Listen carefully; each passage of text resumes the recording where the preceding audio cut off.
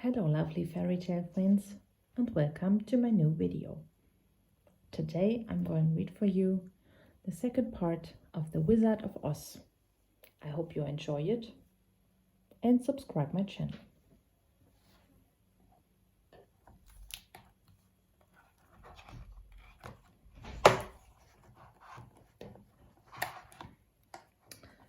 Chapter 5. The Wicked Witch. The Wicked Witch of the West had only one eye, but it saw a long way. She spotted the friends as they left the city. "Strangers coming here?" she screeched. She blew a whistle and pack of wolves ran up. "Tear the strangers to shreds," she said.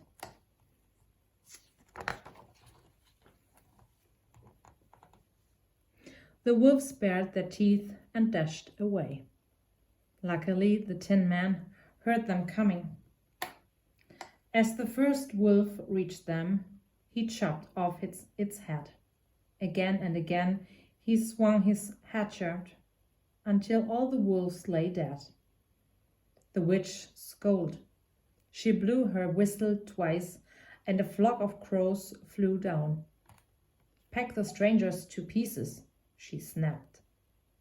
This time the scarecrows saw them coming.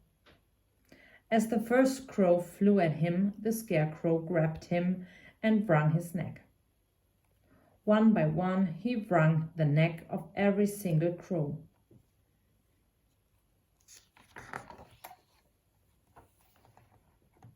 Now the witch was furious. She blew 3 times on her whistle to fetch a swarm of bees.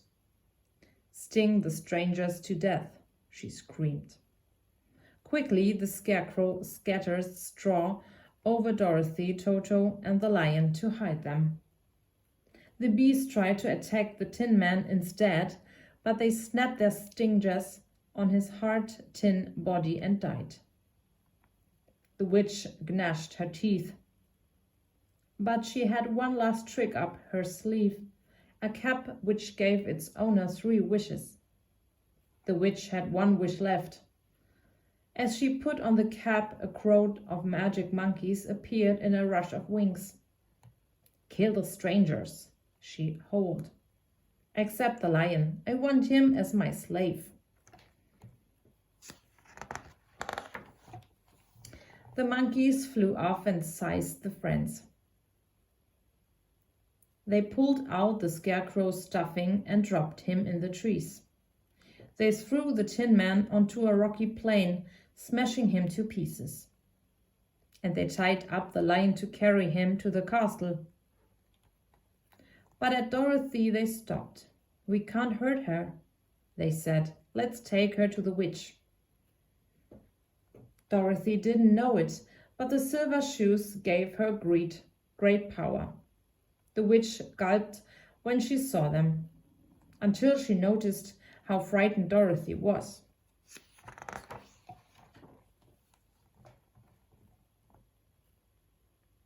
"She doesn't know about the shoes," the witch thought gleefully, and set Dorothy to work. The lion was tied up outside. Dorothy couldn't see how they would ever escape. Every way out was guarded by the witch's slaves. But the witch had lost much of her power. "My wolves, my crows, my bees, all dead," she thought angrily. "Even my cap has no more wishes left. Well, I must steal those silver shoes."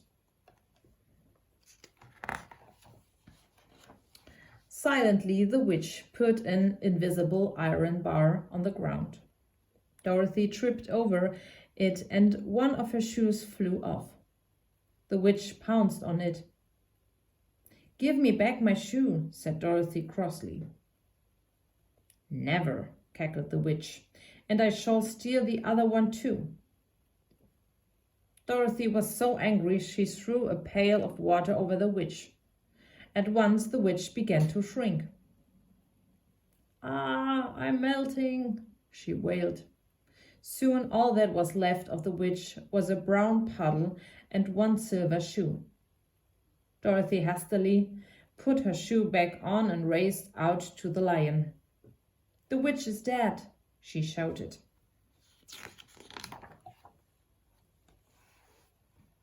Chapter 6. The Wizard's Trick.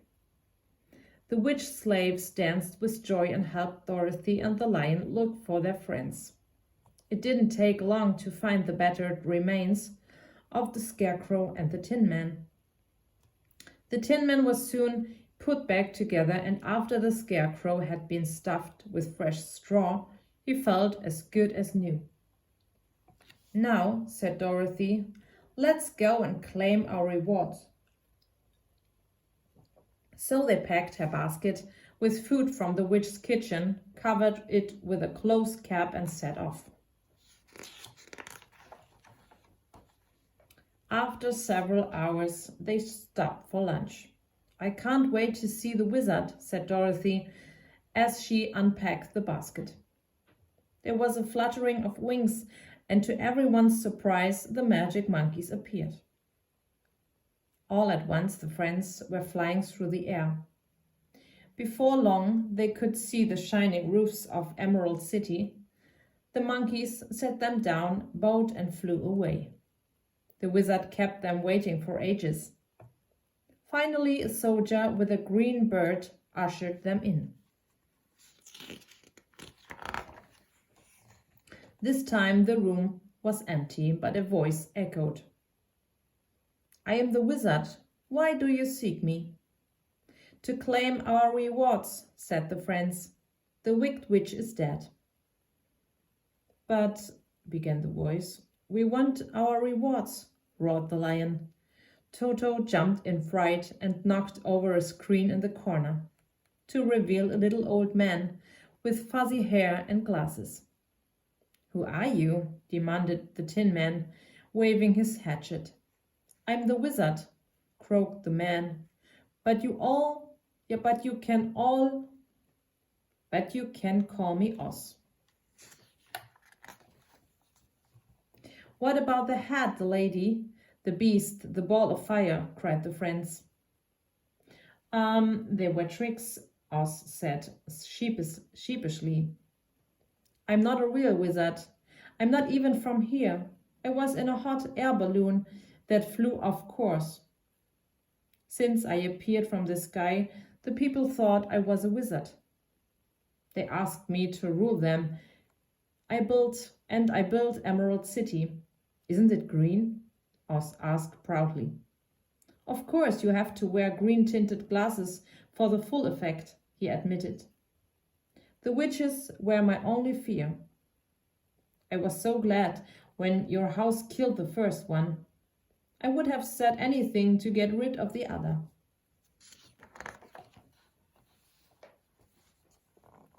"But what about our rewards?" asked the friends together. "You don't need them," Oz replied. "Scarecrow, you're full of ideas. Lion, you're brave. You just lack confidence. And Tin Man hearts make most people unhappy." "But you promised," they said. Oz sighed. "I'll do my best." Chapter 7. Oz Rewards. Oz summoned everyone the very next day. "Scarecrow first," he said. He took the Scarecrow's head and tipped in a handful of pins. "This will make you as sharp as a pin." And the Scarecrow felt very wise. Next came the Tin Man. "Here's your heart," Oz said, giving him a heart-shaped cushion.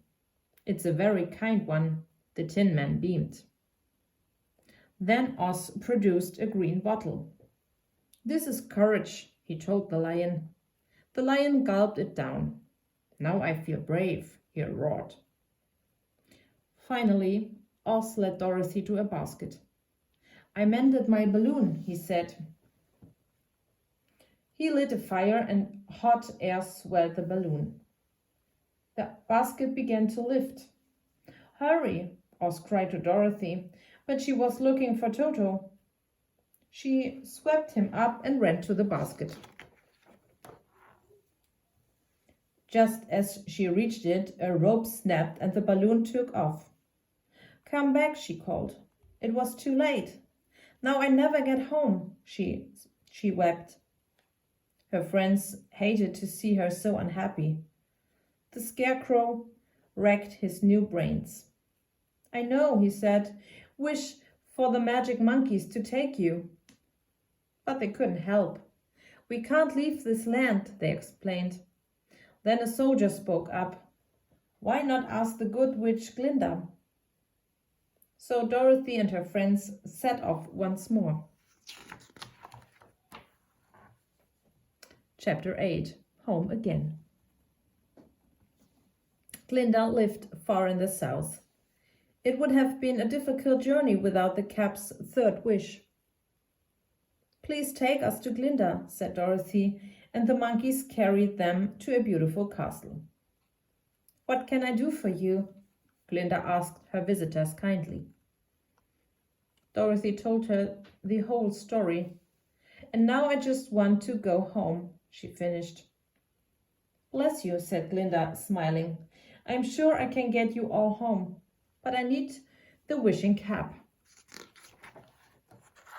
She turned to the others. "What will you do when Dorothy leaves?" "I live in Emerald City," the Scarecrow told her. "I go back to my cabin," said the Tin Man. "And I go home to the forest," added the Lion. "I ask the monkeys to take you all where you wish," said Glinda. "Then I set them free." "You're very kind," said Dorothy, "but please, how can I get home?" "Your silver shoes will take you," replied Glinda. "Just knock the heels together 3 times and say where you want to go."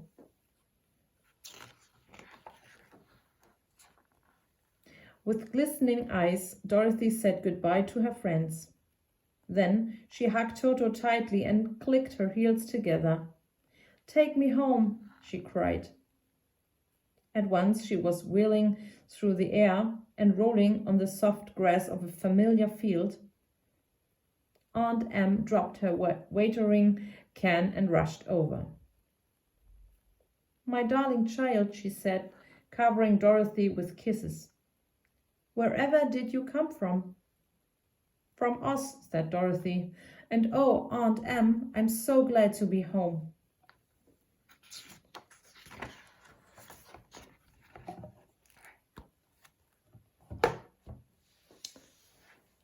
I hope you liked the video and subscribe my channel. See you next time.